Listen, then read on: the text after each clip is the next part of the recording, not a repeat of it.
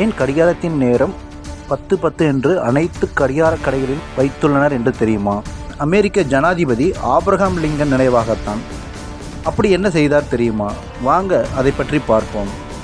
1809ஆம் ஆண்டு பிப்ரவரி 12 கொண்டக்கியில் ஒரு ஏழை குடும்பத்தில் பிறந்தார் ஆபிரகாம் லிங்கன். இவரது தந்தை செருப்பு தைக்கும் தொழிலாளி ஆவார். சிறு வயதில் தாய் இறந்ததால் சித்தியால் வளர்க்கப்பட்டவர். இவர் 9 மைல் நடந்து சென்று பள்ளிக்கு சென்றார். குடும்ப ஏழ்மை காரணமாக சரியாக படிக்க முடியவில்லை. பின்னாளில் தானாக படித்து வக்கீலாக மாறினார். நம்மூர் சந்தையில் ஆடு மாடுகளை கயிறுகளால் கட்டி விற்கப்படுவதை பார்த்திருக்கிறோம். ஆனால் லிங்கன் கண்டது கருப்பின பெண்கள் அடிமையாக விற்கப்படுவதையும் கண்டார். மேலும் கருப்பினத்தவர்களை அடிமைகள் என்ற பெயரில் இரும்பு கம்பிகளால் கட்டப்பட்டிருப்பதையும் சாட்டையால் அடிப்பதையும் கண்டார். அவர் மனம் துடித்தது. இந்த பெருங்கொடுமைக்கு தீர்வு காண எண்ணினார். 23 வயதில் பிளாக் ஹாக் போரில் கலந்து கொண்டு தலைவனாக பணியாற்றியது அவருக்கு ஒரு தனி பாதையை காட்டியது. பின்னர் அரசியலில் ஈடுபடுவதன் மூலமே அடிமைத்தனத்தை ஒழிக்க முடியும் என்று முடிவுக்கு வந்தார். 1834ஆம் ஆண்டு இலினோய் மாநில சட்டமன்ற உறுப்பினர் ஆனார். பின்னர் அமெரிக்க செனட் தேர்தலிலும் பிரபல நீதிபதியை எதிர்த்து போட்டியிட்டார். இந்த தேர்தலின் வெற்றியை அமெரிக்க மக்கள் எதிர்பார்த்து காத்திருந்தனர். அமெரிக்காவில் வெள்ளை கருப்பின பாகுபாடு இருந்தது. இந்த பாகுபாடு தேசத்தை சீரழிக்கும் சூழ்நிலை ஆகியவற்றை தேர்தலில் எடுத்துரைத்தார்.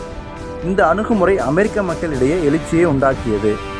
தேர்தலிலும் வெற்றி பெற்றார். 1860ஆம் ஆண்டு அமெரிக்காவின் 16வது ஜனாதிபதியாக பதவியேற்றார். அப்போது ஒரு உறுப்பினர், லிங்கன் அவர்களே, உங்கள் அப்பா தைத்த செருப்பு என் கால்களை அலங்கரிக்கிறது என்று நக்கலாக சொன்னார். அதற்கு லிங்கன், அது எங்கள் அப்பாவின் உழைப்பைத்தானே காட்டுகிறது, தீந்தால் கொடுங்கள், தைத்து தருகிறேன் என்றார். அதே சமயம் எனக்கு நாடாளவும் தெரியும் என்றார் அமைதியாக. இக்காலத்தில் அமெரிக்காவின் தென் மாநிலங்களில் செல்வந்தர் நிலங்களின் அடிமைகளாக பணிபுரிந்து வந்த 900 கருப்பர்கள் சமத்துவ நிலை அடையாது இன்னுயிரற்று வந்தனர். தென் மாநில மக்கள் விவசாயம் புரிந்தனர். வட மாநில மக்கள் தொழில் புரிந்தனர். தென் மாநில மக்கள் விவசாயம் செய்ய அடிமைகள் தேவை என்று கூறினர். அடிமைத்தனத்தை விடுவதை விட பிரிந்து செல்ல முடிவெடுத்து கலவரத்தை தூண்டிவிட்டனர். பின்னர் லிங்கன் வடமாநில மக்களுடன் இணைந்து உள்நாட்டுப் போரில் ஈடுபட்டார். 1863இல் எடின்பர்க் பேருரையில் விடுதலை உணர்ச்சி மிக்க அமெரிக்காவை இணைப்பதற்காகத்தான் இந்த போர் என்றார். அப்போது ஆற்றிய உரையில் மக்களால் மக்களுக்காக நடத்தப்படுவதே மக்களாட்சி என்ற உரை அடித்தட்டு மக்களிடையே எழுச்சியை உண்டாக்கியது. பின்னர் உள்நாட்டுப் போரில் வெற்றி பெற்றார்.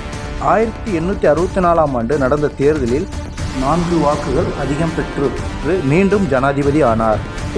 1865இல் அமெரிக்காவின் அடிமைத்தனத்தை ஒட்டுமொத்தமாக ஒழிக்க வேண்டும் என்று தீர்மானம் நிறைவேற்றி அமெரிக்க மக்களவையில் 3/2 பங்கு பெரும்பான்மையுடன் நிறைவேற்றப்பட்டது. 1865ஆம் ஆண்டு ஏப்ரல் 14ஆம் தேதி வெள்ளிக்கிழமை தனது மனைவியுடன் அமெரிக்கா கசின் என்ற நாடகம் பார்க்க சென்றார். அப்போது ஒரு நடிகர் அதிபர் லிங்கனை பார்த்து சுட்டார்.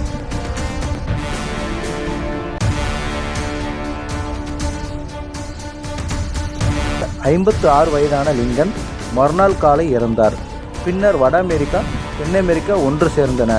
கருப்பினத்தவருக்கு விடுதலை கிடைத்தது. ஆனால் வரலாற்று மிக்க மகிழ்ச்சியான நாளை காண லிங்கன் அப்போது உயிரோடு இல்லை. இவரது நினைவாக உலக கடிகார நிறுவனங்கள் இவர் சுட்டுக்கொல்லப்பட்ட நேரமான 10:10 என்பதை விளம்பர கடிகார நேரமாக வைத்துள்ளனர். நன்றி.